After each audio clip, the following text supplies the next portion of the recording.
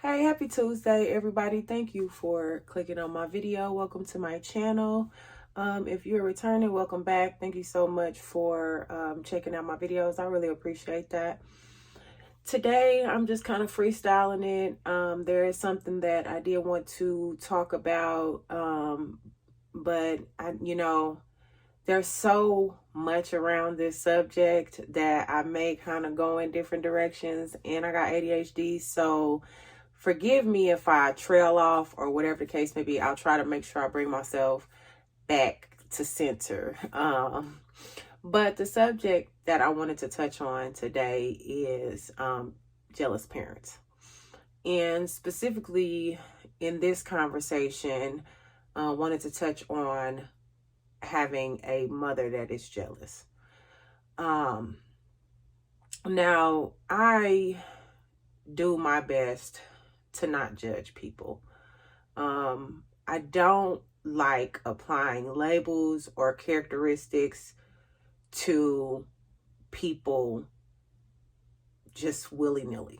So I'm prefacing this by saying that these are not value judgments per se. These are experiences that I had that gave me the perception of these things. I don't know what possibly led to these certain actions being taken towards me or things being said towards me. I don't have the answers for all of that. But what I want to do is talk about that and talk about how it kind of affected me coming up, and how I overcame it, and how I try to avoid those types of feelings towards my own child. Of course, I'm not much of a jealous person to begin with. Like, I'm a firm believer that, everyone has their own gifts and talents and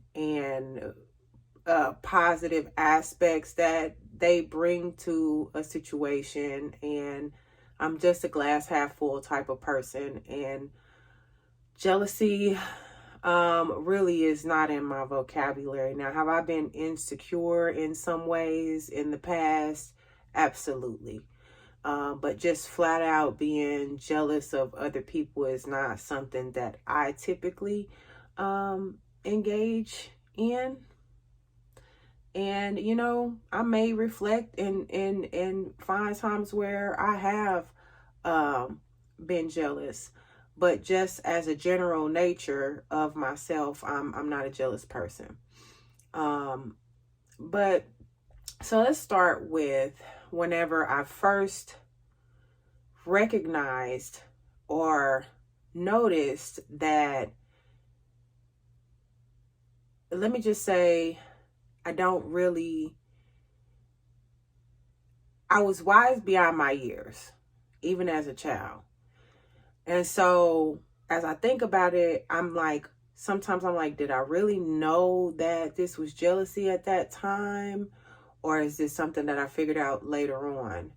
But I do remember not understanding, why for these particular incidences, why she would do that. So when I was a small child, elementary school age, definitely hadn't made it to even preteen yet. I'm not going to say what age, because again, like I've said in another video, the memory of my early childhood is blotchy.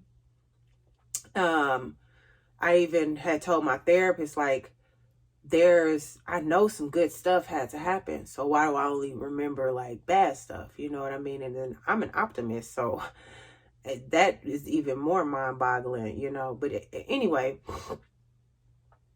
because my early childhood is kind of blotchy, I will say at least by 7 years old,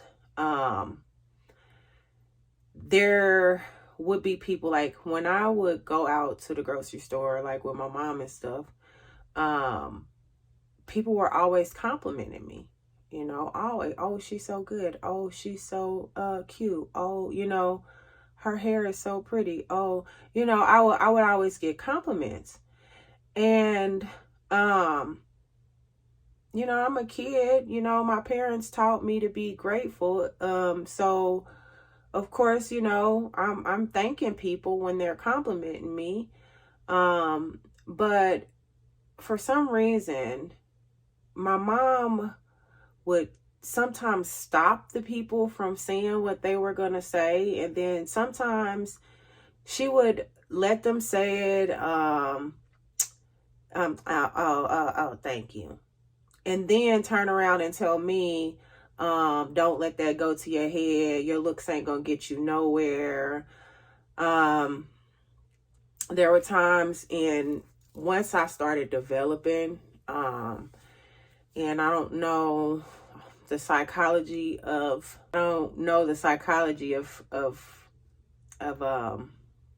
pedos to a T. But I'm pretty sure most of them have a predilection for a certain age range and gender preference, I think in most cases. And in the case of my father, his is teenage girls. And so once I became a teenager, my mom used to make me wear clothes that were like way too big for me. Like any type of thing that revealed anything, you know, the shoulder, you know, I could not wear it. Now, when I was a little kid, I have pictures and stuff. They had pictures and stuff and me in those little rompers and jumpers that like the little short jumpers and stuff like that. But once I started developing, and that was around the age of 10, it was a different story. And, you know, it was always a putting me down type of situation. You know, she would take my artwork, she would take my raps, poems, and toss them. You know, who knows what happened to them. Artwork that I brought home from school disappeared. It was even in adulthood when my daughter was living with them at a certain point. I spent the entire day making my daughter a giant birthday card, and come to find out, they took that and threw it away. I don't know which one of them did it, but I suspect it was probably my mom, because she was the one who was always throwing the shit that I created away. So, you know, there were times that she would read my diary. And I mean, I can't sit here and recall every single incident of where I felt like there were some tendencies towards jealousy towards me. And even with the clothes situation, it's still backwards, because there was a period of time when I was in high school, during a time when my dad was violating me, that I was like, well, she just want me to wear big clothes because he's a perv. You know what I'm saying? Like, but still, either way, whether it was, oh, you got to cover yourself up because he's gross, or, oh, you got to cover yourself up because I feel some type of way towards you and your body. And I'm not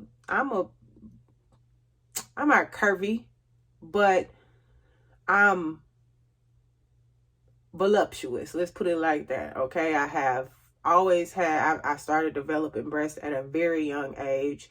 And, you know, I've always had nice legs, like, you know, as I started developing through school, even though I had body image issues, when I look back, you know, there was absolutely nothing wrong with me. You know, I was a bigger kid.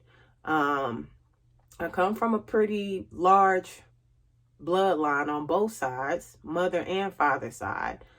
But because I guess nobody in their family's kids were as big as I was at my age, that gave them the right to, or they felt like they could,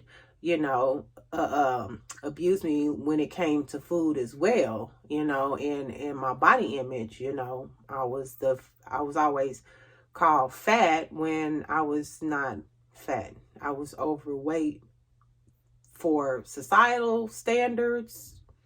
I was not ever fat. And so, not to mention, I was always tall for for a girl my age. Not so much now, but growing up, I was. And so, with height comes extra weight. And so this was something else that I don't know if it was out of jealousy or if it was just to torment me and make me feel like shit about myself, but they were successful with that for quite some time. I've never been diagnosed with body dysmorphia. But there was a period of time where I know that the way that I saw my body is not the way that other people see it. And I won't say I struggle with it now. Of course, just like anybody else, there's things about my body I'd like to improve. But I'm happy with myself, I actually lost a bunch of weight through diet and exercise, and that actually helped with a lot of other things in the mental health arena and my emotional health and all of that. So that leads up to one of the ways that I was able to overcome some of that perceived jealousy towards me. As mothers, and I'm a mother of a girl, and as mothers of girls, my daughter's an adult now, but as mothers of girls, I think it's important that we feed them a good image of themselves, in order for them to grow up and love themselves and take care of themselves in a way that is healthy for them, that they're not waiting on other people to provide validation for them. And I know this now, and I try to instill this in my daughter when she did come back home and live with me. I did try to instill this in her, and one thing, I've never been one of those parents, those mothers that want to have a catty relationship with their daughter. I don't find that glamorous nor attractive. I think mothers and daughters should have a tight bond, and I think they should trust each other and support each other. That is my personal belief.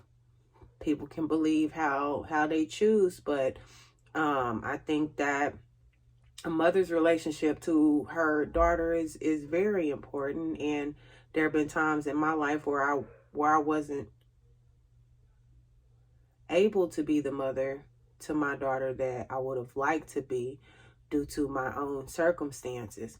And so on a daily basis, I'm trying to make sure that that is something that I'm doing now.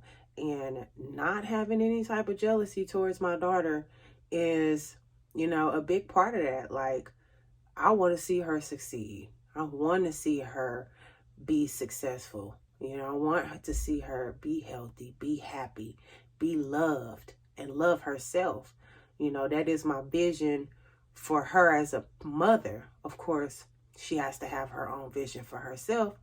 But as a mother, that is what I would love to see for her. And so there's no jealousy in that. And I think as parents, we have to always remember, and I stress this point all the way home, all the time. Our children, we do not own them. We do not have ownership of our children. They are not our slaves. They are not meant to be our workers. They are individuals with their own spirit, their own mind, their own soul, their own aspirations, their own drive, their own things in life that you are there to nurture, not control. And growing up, being in a situation where control was I can't think of the word right now, but being in a situation where I was under damn near complete control in some cases, I never wanted that for my daughter. I never wanted my daughter to have to experience that. And unfortunately, there was a period of time where she did live with my parents. And that's another story I will get into down the line. But there was a period of time where she did live with my parents. And so that control was exerted. That was the word. I don't know why it wouldn't come in my head. But that control was exerted over her. And I never wanted her to have to go through that, So we're still working and mending through that. And that's been a whole other process. But I just wanted to share that about the jealousy some of the jealousy that I experienced from a mother. This is a mother that raised me, the ones that adopted me.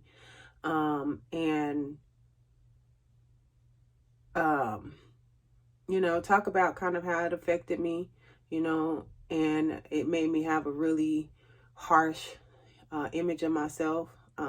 Began to be very hard on myself about a lot of things. And, I felt like I was being looked down on a lot.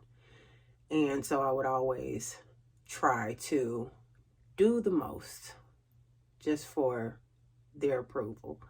I'm very thankful that I learned to not do that, because nothing I was ever going to do was going to make them happy, ever. And it's not my job to make nobody else happy. It's my job to maintain my peace and happiness. So, if you like this video, thank you for,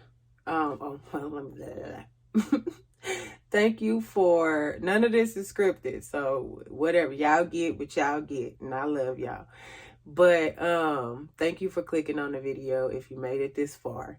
If you like this video, please subscribe to my channel, hit the like button, hit the notification bell for more videos. And as soon as I have something else that I want to talk about, I will come and post for you guys. And just for future reference, when I'm doing these videos about certain experiences that I've gone through in my life, I will try to make sure that not only am I telling the experience, but I'm telling how I overcame it, or what I learned from it, or how have I transmuted that energy into something good in my life. So I appreciate y'all. I thank y'all, and I hope y'all have a wonderful day.